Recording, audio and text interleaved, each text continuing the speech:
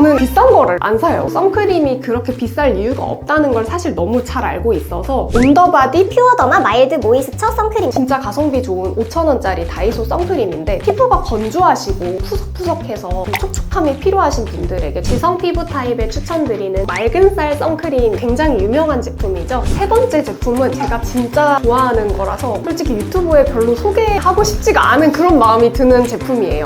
선크림이고 이게 제일 좋았어요.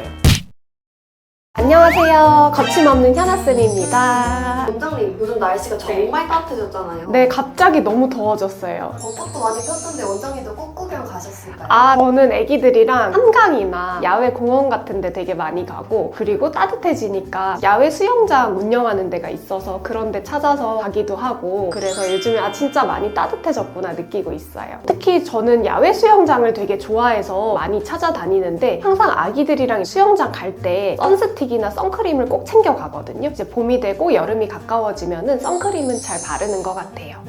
애 둘이나 있는 줄 몰랐어요.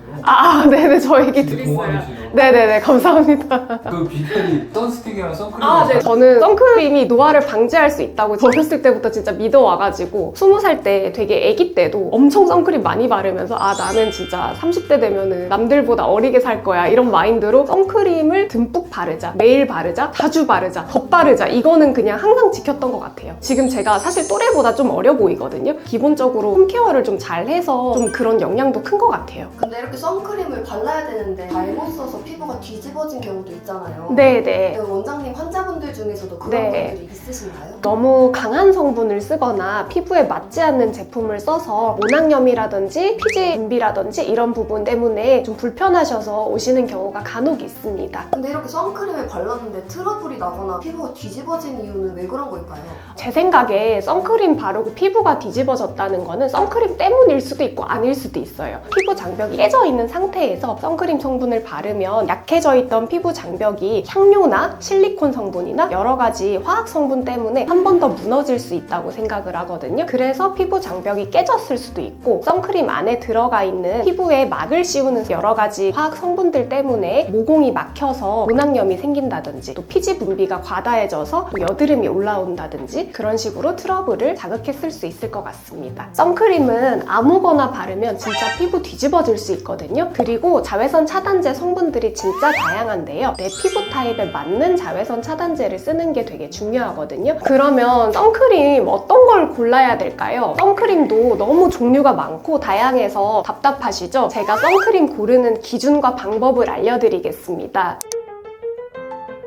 일단은 제일 유명하고 단순한 기준은 SPF 지수랑 PA 지수를 보는 방법인데요. SPF 지수는 UVB를 차단하는 지표고, 그리고 PA는 자외선 A를 막아주는 지표를 말을 하고 있습니다. 자외선이 종류가 있어요? 네, 자외선도 자외선 A, 자외선 B로 나뉘는데요. 자외선 B는 피부 표면을 자극해서 화상을 일으킬 수 있는 그런 자외선이고요. 자외선 A는 피부 깊숙이 침투해서 주름이나 노화를 유발할 수 있는 그런 자외선입니다. 원장님, 그럼 SPF랑 PA가 둘 다 높은 게 좋은 거 아닐까요? SPF, PA 지수가 무조건 높다고 해서 꼭 저는 좋은 건 아니라고 생각하는데요. SPF랑 PA 지수가 높으면 그만큼 촘촘하게 자외선 차단 성분들이 조금 더 많이 들어가는 경우가 많아서 눈시림이라든지 피부 트러블을 유발할 가능성이 조금 더 커진다고 생각합니다. 그래서 야외 활동을 많이 하시는 분들이 아니라면 SPF랑 PA 지수가 그다지 높지 않은 데일리 선크림으로도 충분히 자외선을 차단할 수 있다고 생각합니다.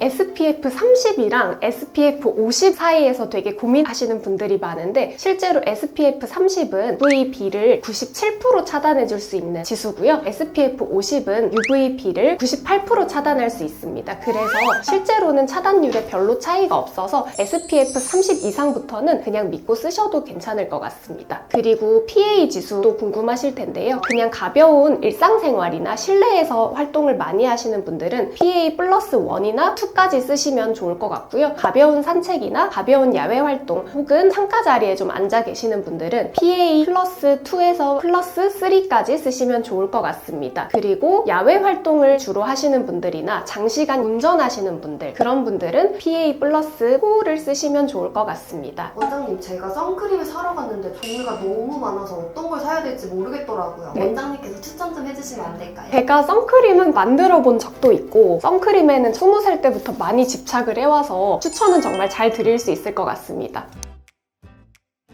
그러면 원장님은 네네. 선크림을 고르실 때 거르는 기준?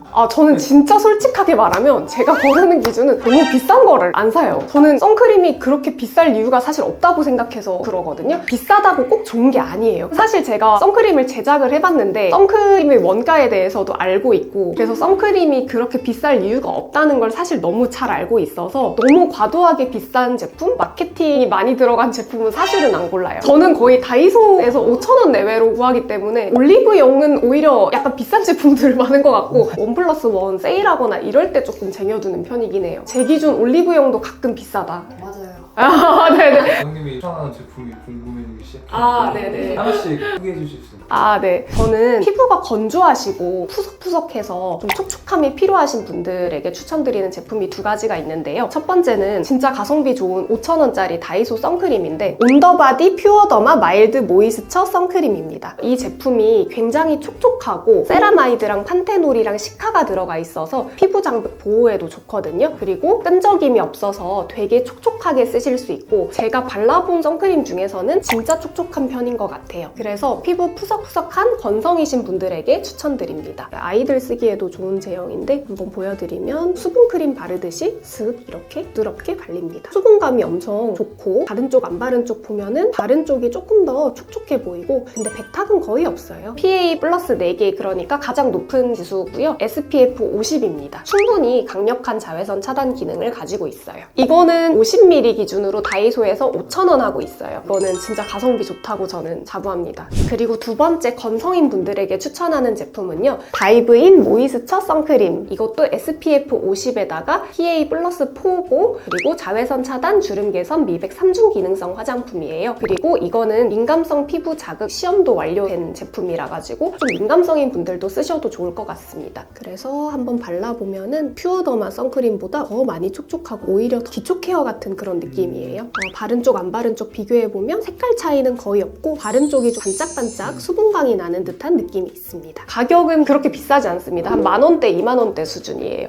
3번째 제품은 이거는 제가 진짜 찐으로 너무 좋아하는 거라서 솔직히 유튜브에 별로 소개하고 싶지가 않은 그런 마음이 드는 제품이에요. 놀랍게도 이건 다이소 선크림이고 듀이트리 톤업 쉐이드 그린 톤업 선이라는 제품입니다. SPF 50이고요. PA 플러스 4입니다. 이거는 40ml에 5,000원이에요. 녹색깔 컬러인데 이게 홍조기를 없애주고 메이크업 베이스로 쓸 수가 있어서 파운데이션 바르기 전에 요거 하나만 발라도 선케어랑 메이크업 베이스 이거 2가지를 다 잡을 수가 있어서 좋아요. 발라보면은 이렇게 초록 빛깔로 나오거든요. 그래서 붉은기를 좀 잡아주는 기능이 있고 바로 즉각적으로 환해지는 것처럼 보여요. 그래서 메이크업 베이스 기능이 있다는 게 보여지고요. 이렇게 제가 안 바른 쪽이랑 비교를 해보면 바른 쪽이 확실히 환해 보입니다. 그리고 노랗고 붉은기도 확실히 적어 보이고요. 그래서 저는 피부 빛깔이 좀 붉고 노란 분들 톤업 하시기에 좋은 선크림으로 이거를 추천드립니다. 그리고 이 듀이트리 선크림이 티트리잎 추출물이랑 병풀 추출물이 있어서 자극받은 피부 진정에도 도움이 됩니다. 저는 톤업 선크림 써본 것 중에서는 이게 제일 좋았어요. 어떤 분들이 써도 그냥 무난하게 잘 맞으실 것 같아서 건성, 지성, 복합성, 민감성 다 쓰실 수 있을 것 같고요. 제가 써봤을 때 눈시림이나 백탁이 그렇게 심하진 않았는데 아무래도 톤업 기능이 있다 보니까 얼굴이 많이 하얘 보일 수는 있어요. 그런 느낌은 있는데 메이크업 베이스 기능이 있는 선크림을 쓰시고 싶은 모든 분들에게 추천드립니다. 4번째 제품은요. 다이브인 무기자차 마일드 선크림인데 이거는 SPF 50이고 PA 4+입니다. 앞에서 소개했던 토리든이랑은 달라요. 이거는 완전히 무기자차 성분이에요. 그래서 아이들이 써도 좋고요. 아기들한테 쓸 수도 있습니다. 이거는 민감성 피부에 추천드리고요. 진짜 내가 어떤 제품을 발라도 나는 눈이 시리고 피부가 뒤집어진다 하는 분들이 이거 무기자차 마일드 선크림 쓰시면 좋거든요. 근데 다만 이거는 백탁이 좀 심합니다. 백탁이라고 해서 얼굴이 즉각적으로 하얗게 일어나는 그런 느낌인데 그게 무기자차 선크림에서 좀 심하거든요. 되게 순하고 자극이 적은 대신에 백탁이 심한 게 좀 단점입니다. 민감성 피부에 왜 무기자차 마일드 선크림이 좋을까요? 그 이유는 무기자차는 화학 반응이 거의 없거든요. 그래서 피부에 열이 발생하지를 않아요. 그래서 따가움이랑 화끈거림이 덜합니다. 그래서 민감성 피부일 때는 무기자차 선크림부터 시도해보시면 좋을 것 같아요. 그러면 무기자차랑 유기자차랑 뭐가 더 좋을까요? 정답은 피부 타입에 따라 다릅니다. 가장 큰 차이는 자외선을 막는 방식의 차이인데요. 무기자차가 피부 위에서 물리적으로 장벽을 쳐준다면 유기자차는 피부 안에서 화학작용을 통해서 자외선을 막아줍니다. 무기자차의 장점은 몸에 흡수가 되는 방식이 아니라 몸 밖에서 방어막을 치는 방식이기 때문에 아무래도 자극이 적고 피부 장벽이 약할 때 안전하고 민감성 피부에 적절하다는 장점이 있습니다. 그래서 저는 무기자차는 보통 민감성인 피부인 분들에게 추천드립니다. 그리고 무기자차의 단점도 있어요. 무기자차에는 티타늄이랑 징크라는 성분이 있는데 그 성분들이 물리적으로 햇빛을 막아주는 성분들이라서 얼굴이 하얗게 변하는 게 제일 큰 단점이고요. 실제로 발라보면 그렇게 촉촉하지가 않고 뻑뻑해가지고 그것 때문에 좀 발림성이 좀 떨어져요. 그리고 건조하게 느껴지는 경우가 있습니다. 그게 저는 무기자차의 단점이라고 생각해요. 유기자차의 장점은 제일 좋은 게 일단 백탁이 없어요. 그리고 유기자차는 되게 촉촉하게 잘 발리기 때문에 메이크업이 뜨지 않아서 좋습니다. 단점도 물론 있는데요. 눈시림이 생길 수 있고 피부에서 자외선을 흡수해서 열로 바꾸는 방식이다 보니까 피부가 약간 화끈거리고 뜨거운 듯한 열감이 있을 수가 있어요.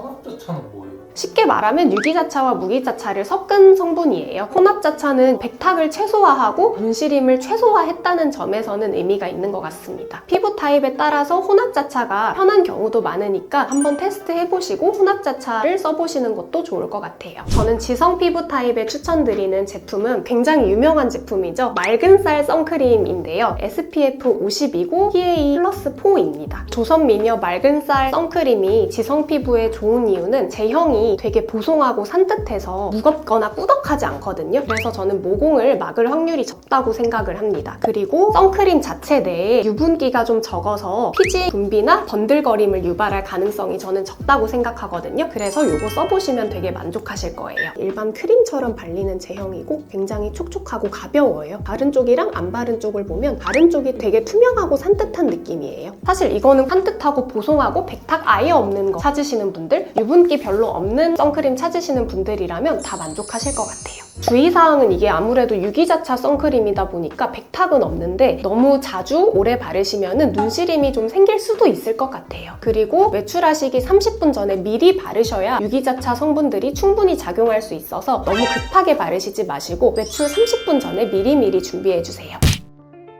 오늘은 우리가 항상 고를 때마다 너무 애매하고 어려운 선크림 고르는 법에 대해서 알아봤는데요. 선크림은 아무거나 고르지 마시고 내 피부 타입에 잘 맞는 선크림을 찾아가는 게 중요합니다. 그리고 SPF 지수랑 PA 지수가 높다고 해서 꼭 좋은 거는 아니기 때문에 내 생활 패턴에 적절한 그런 지수를 가진 제품을 찾는 게 중요할 것 같고요. 그리고 이거는 제 기준이긴 하지만 너무 비싸지 않고 가성비 좋은 제품들, 그리고 올리브영에서 또 다이소에서 쉽게 구매할 수 있는 제품들 위주로 찾아보시면 진짜 만족스러우실 것 같습니다. 저도 어렸을 때부터 이 선크림 저 선크림 다 써보면서 시행착오를 다 겪어보고 백탁이나 눈시림, 트러블도 겪어보고 이렇게 정착하게 됐는데요. 여러분들은 이 영상을 보셨기 때문에 저처럼 시행착오 겪지 않고도 좋은 제품을 만나실 수 있을 것 같습니다. 이번 영상이 도움이 되셨다면 구독과 좋아요, 알림 설정 부탁드리고요. 다음에는 더 유익한 영상으로 찾아뵙겠습니다. 거침없는 현아쌤이었습니다. 안녕!